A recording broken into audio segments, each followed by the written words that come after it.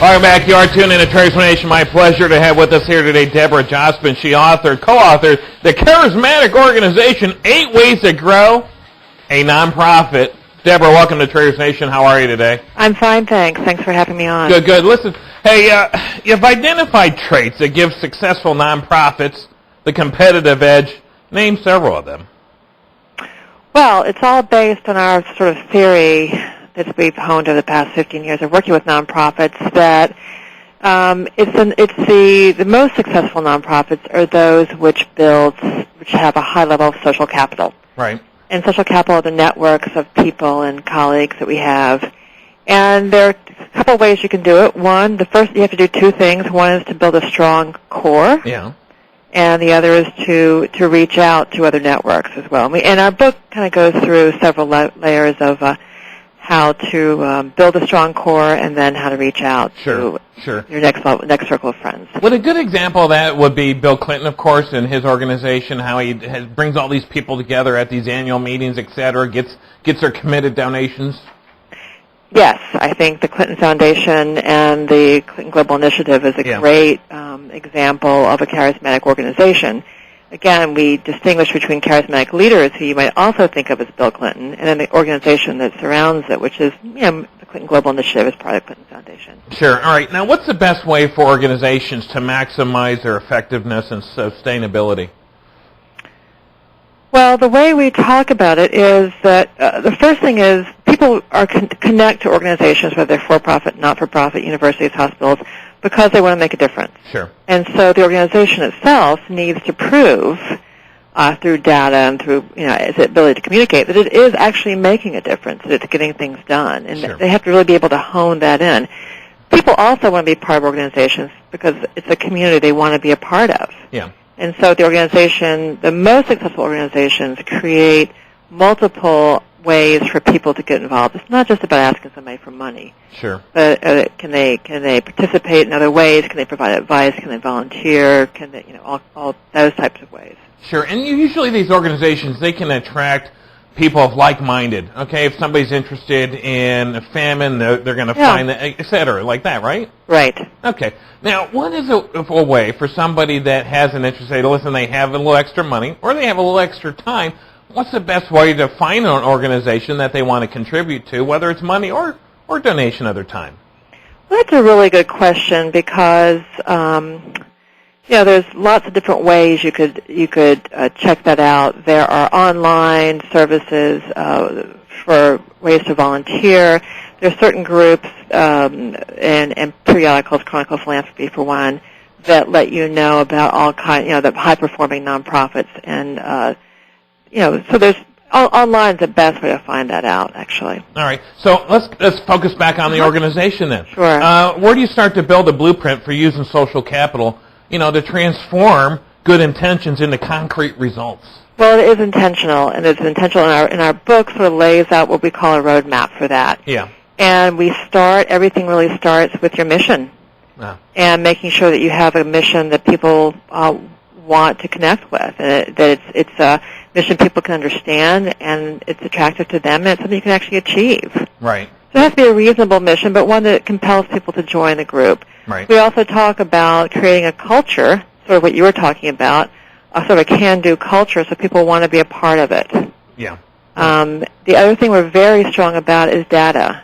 Okay. And for many nonprofits, this is a new thing to think about, but you've got to be able to prove that you're doing something. Right. You've got to be able to back it up, right? That's right. You have to be transparent about it. You have to be able to prove that the resources that have gone into the organization are actually doing something great. Yeah. Now that data can actually hurt some organizations or help them if they're really effective in their drive of what they want to do. That can actually inspire people to donate more. That's right. That's exactly right. And I think that today's investors, as we like to talk about people who do support nonprofits, are looking for those nonprofits that are efficient and effective, and that their donation will go far and be used well. And that's a struggle that a lot of nonprofits have had to deal with. We think it's a good struggle. Yeah, not every organization is perfect, let's face it, Deborah. And what would be several mistakes that organizations should avoid to improve their chances of success? Oh, that's a great question.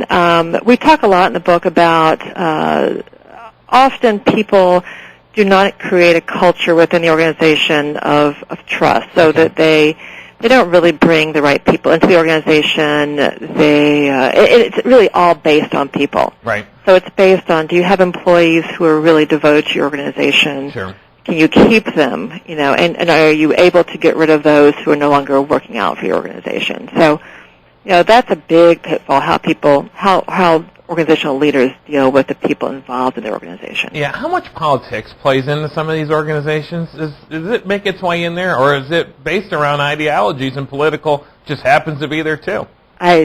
Small p politics, like office politics, or politics in general, just like the ideology of politics.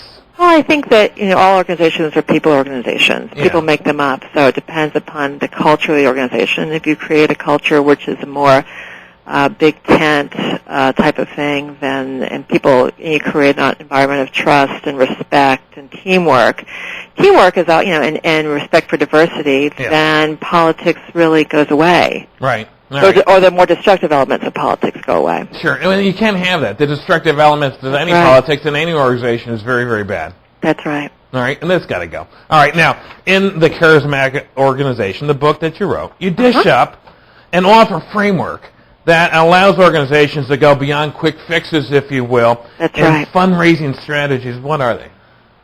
What's our roadmap? I'm sorry, is that your question? Yeah, several examples of, you get beyond the well, that's right. I mean, part of what we say, we've talked about it, and what social capital does is it allows you to access other capital. Sure. So, we say it's a rare nonprofit who only needs one funder, doesn't need help from the media, doesn't need volunteers, doesn't need solid board members, doesn't need to refresh its employees, doesn't need anything else.